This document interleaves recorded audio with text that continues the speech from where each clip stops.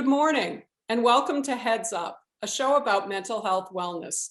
I'm retired school counselor Sue Mullen, and with me is my co-host, licensed family therapist Diane Vaccarello. Good morning, Diane. Good morning, Sue. How are you? I'm good. I'm great. I'm happy to be back with you to pick up where we left off, talking about the authentic self.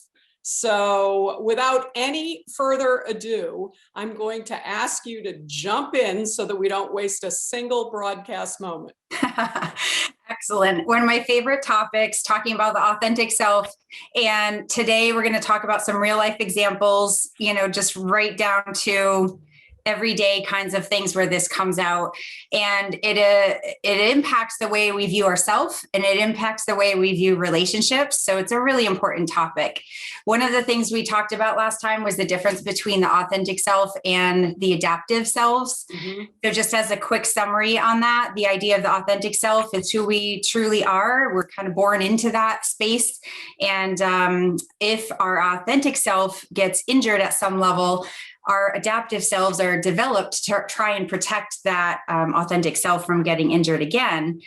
But unfortunately, we can create so many adaptive selves and start to connect with that self instead of our authentic self, which can cause all sorts of challenges. Keep in mind, the goal is not to have a lack of adaptive selves. They're actually really helpful for us. They can develop in all sorts of ways to get us through situations. The goal is for us to get to know our authentic self first and foremost. That's really important. And it's to understand the difference between our adaptive selves and our authentic selves. So, Diane, I didn't know if you were about to say something. Let me ask you a quick question.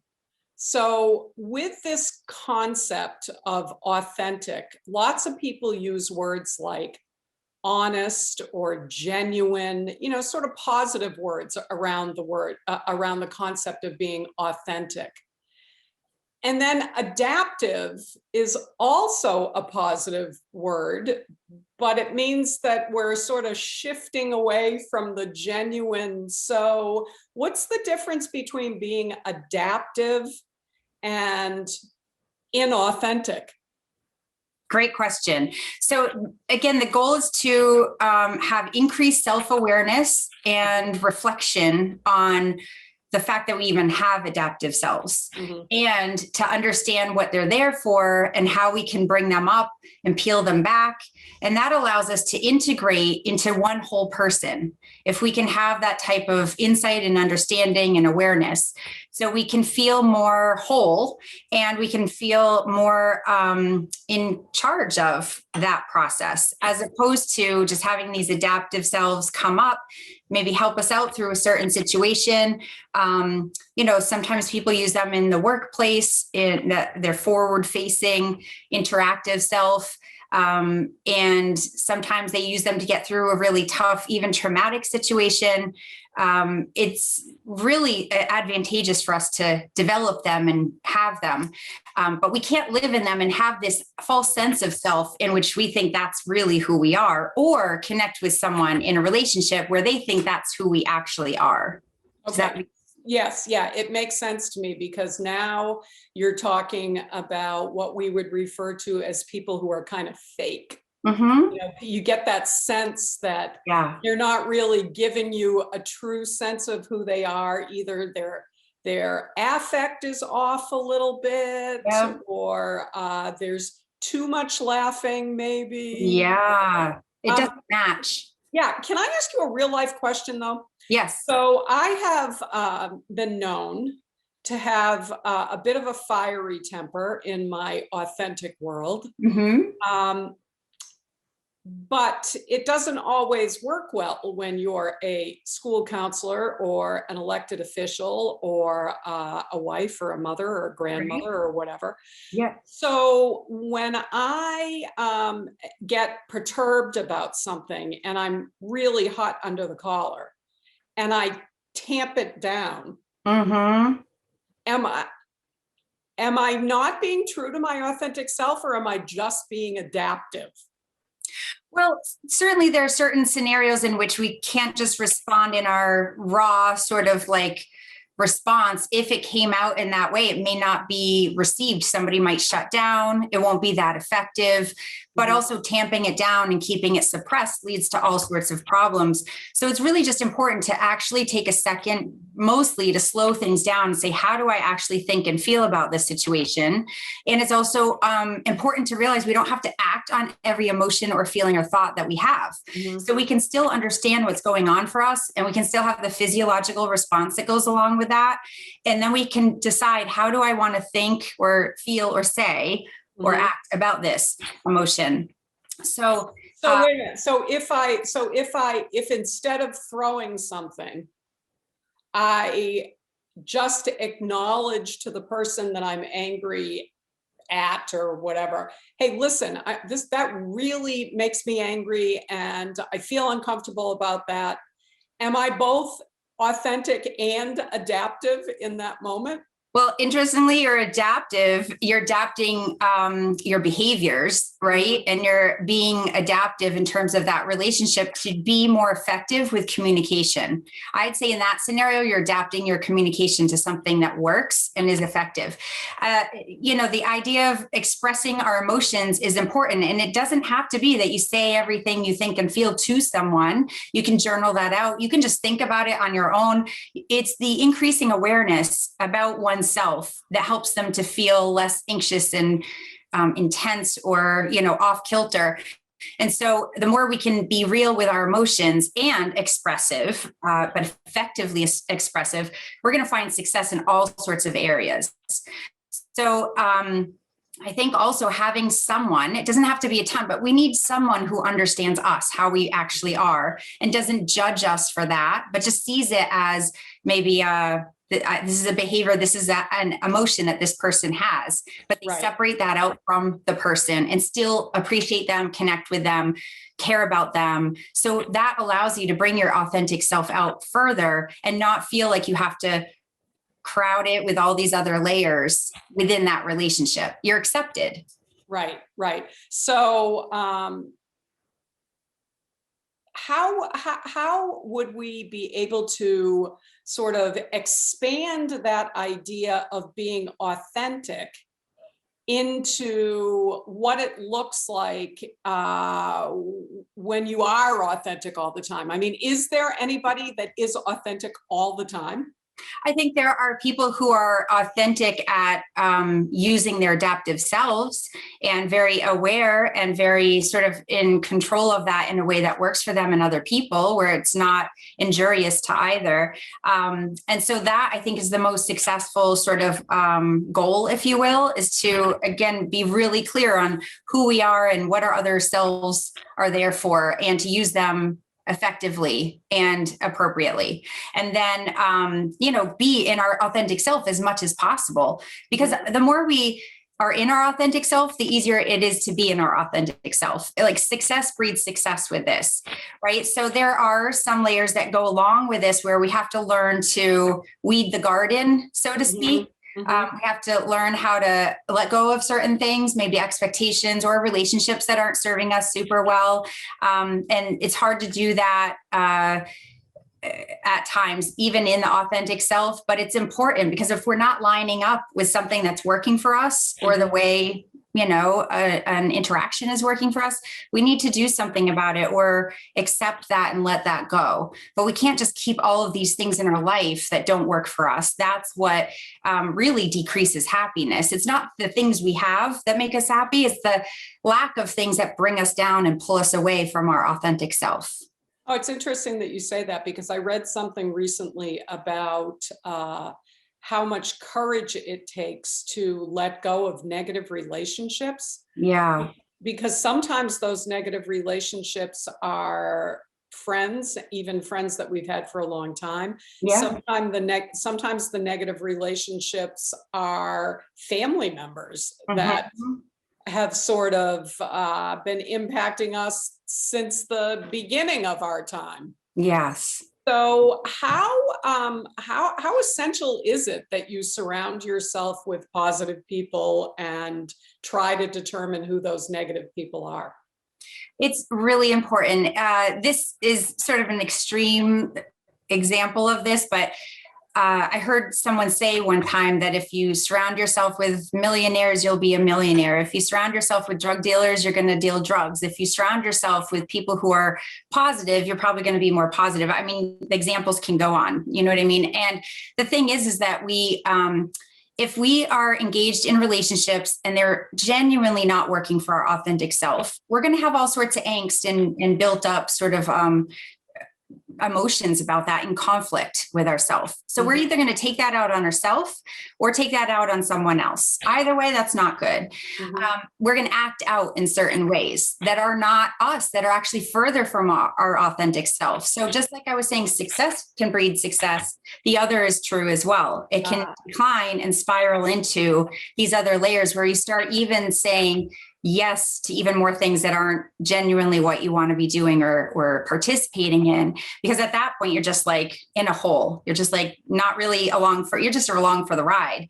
But that builds to a point where if other people are then connecting to that self, you start worrying that if you go into your authentic self, are you going to lose those relationships? Are they still going to accept you? Again, our human need is like genetically encrypted. We have a coding that scientifically requires us to feel needed and connected. It goes back to the days of caveman days and, being out in the safari. And if you are faced with a pack of hyenas or whatever is out there, if you don't have claws and fangs and all this to protect yourself, you have your mass group, you have your tribe. You can all yell at the same time and that animal is going to run away. But if you're an outlier, and you don't have your tribe or your pack and you're feeling further and further away, we know that those are the things that get picked off, right?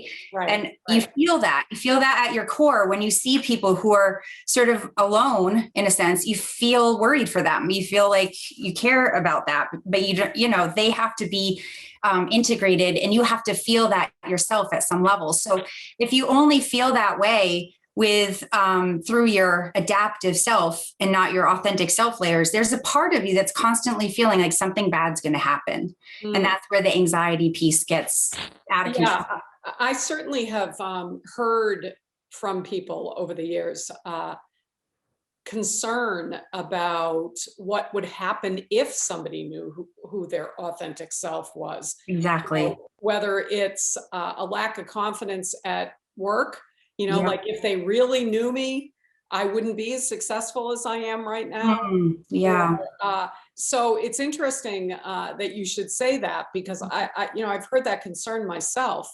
How does social media fit into all of this? Because I tend to look at social media and think, sometimes people are real. Sometimes people are saying, I've had the worst day of my life or whatever.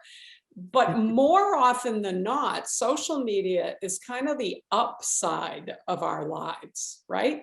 I think social media, we can be selective. And in that process, we have to decide, are we selecting one of these adaptive selves to respond to whatever it is that we're saying? Or is that our authentic self? And is it our authentic self that we want to be?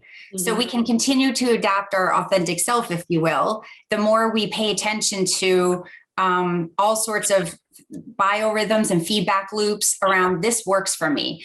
And if it works for us and we're feeling like we get a response where we're connected, then we're probably going to keep doing that. But with social media and teenagers, as they're developing their identity and trying on different parts, it can be challenging, really challenging territory. It can also be somewhat positively reinforcing, but I'll say that, right now there are teens that are struggling with just even at the basic level of feeling like their body image is under scrutiny or under a microscope on social media. Of course, the camera adds some perceived look of weight to a body. And so if somebody is concerned about that, that's just going to enhance it and give them a bit of a false sense of that, especially if people scrutinize and have really negative comments on somebody's thread, and they're taking that personally and they're, but it depends on how much they sort of are authentically passionate about their statement. Is it kind? Is it supportive? Is it rewarding?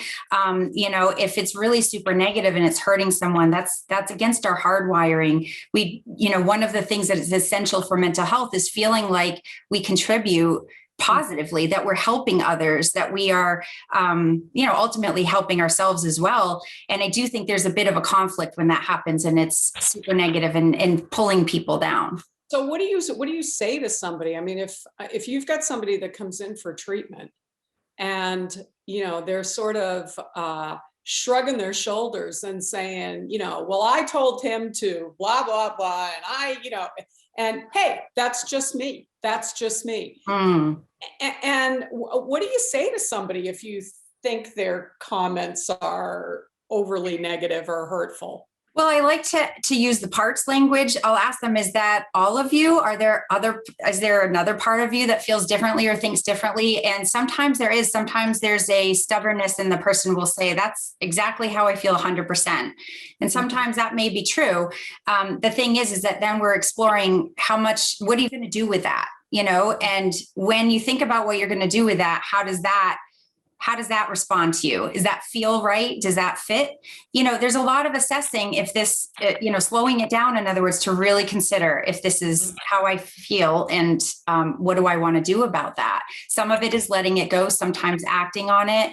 But I do like to use the parts language because oftentimes people will say, well, part of me thinks this and a part of me thinks this. And then we're making some progress, right? We can start to really peel back those layers. And so that's important to do. But I also want to say, going back to the social media, just briefly, that there are definitely some parts that work for people, even teenagers, early 20s and 30s, and people who are influencers, so to speak, on social media. If they're feeling like they're doing something good for the greater good, they can feel very rewarded, especially if it's their authentic self that is coming across.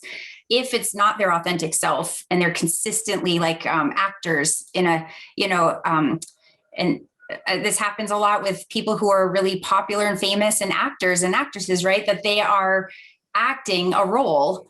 And so the fear is when the curtain, closes, then what, Right, they're still in that role. Yeah. Right? Yeah. So so we know when we're being authentic, generally by this sort of overall sense of well-being that we have.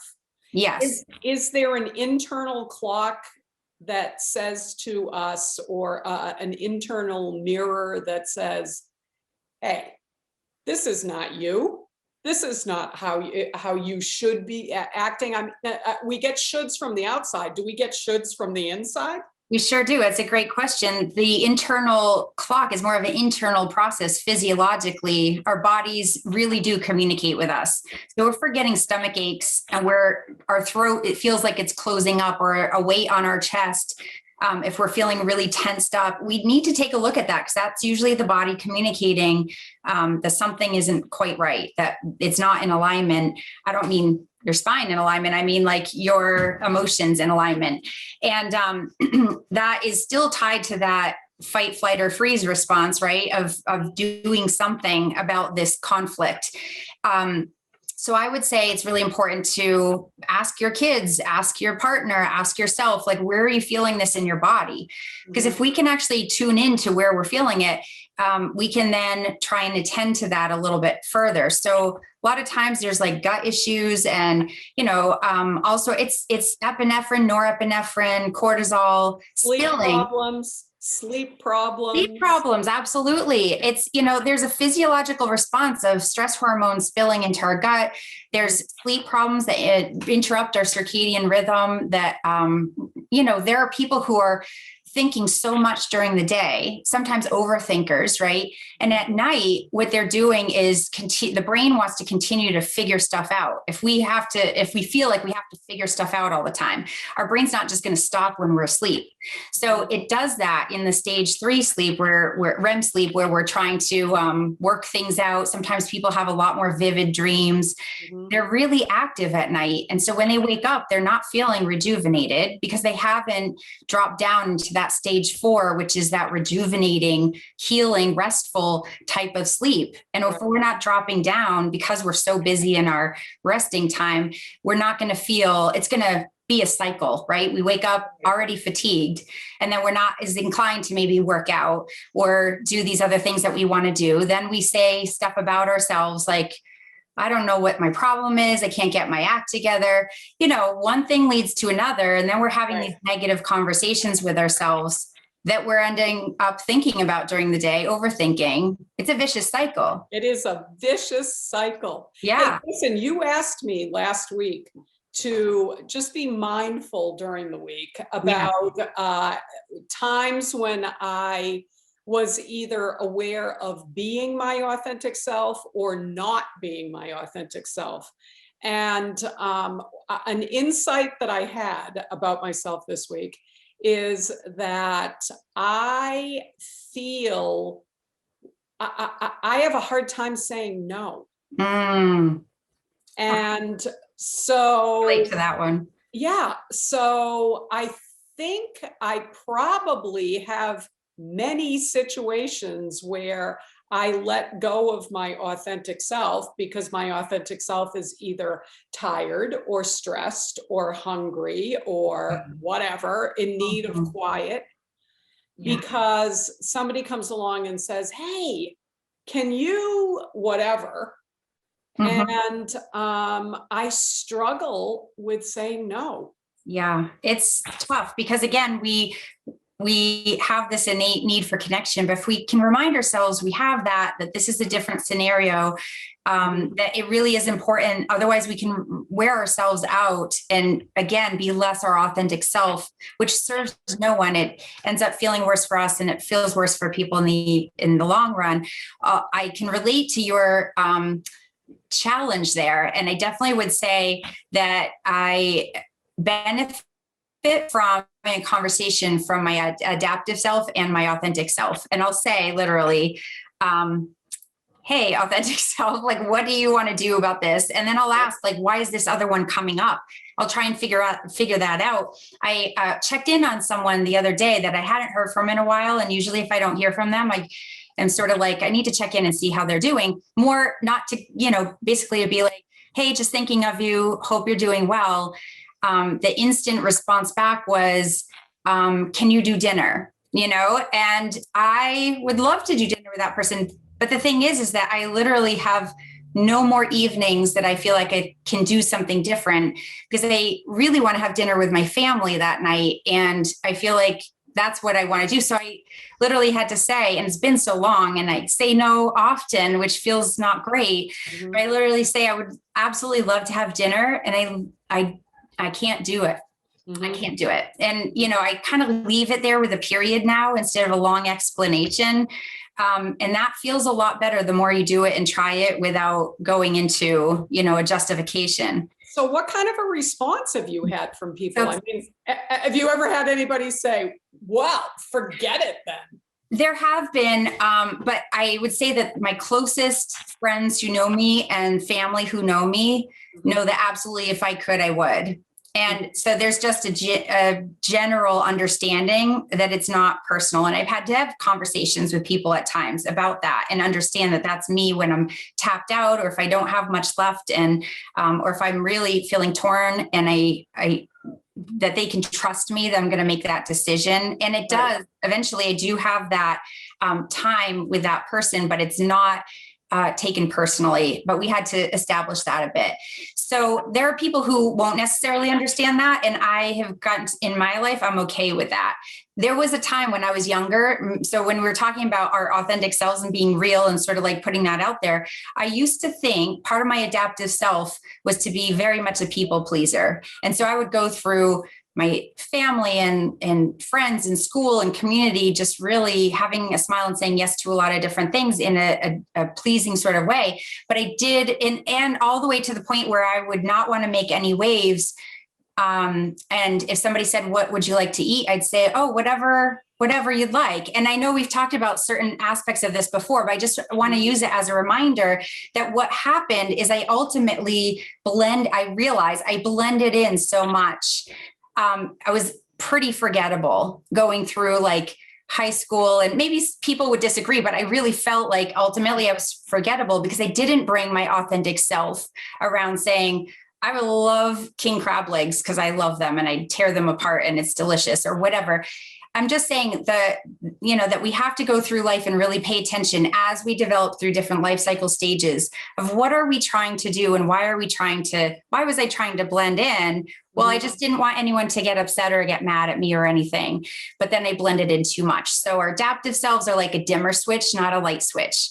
Yeah, that's interesting. That's exactly what I was just thinking, that I sort of had the image of the seesaw, Exactly. that sometimes you're being authentic, maybe a little too authentic, come back and be Exactly. a little more adaptive. Yep.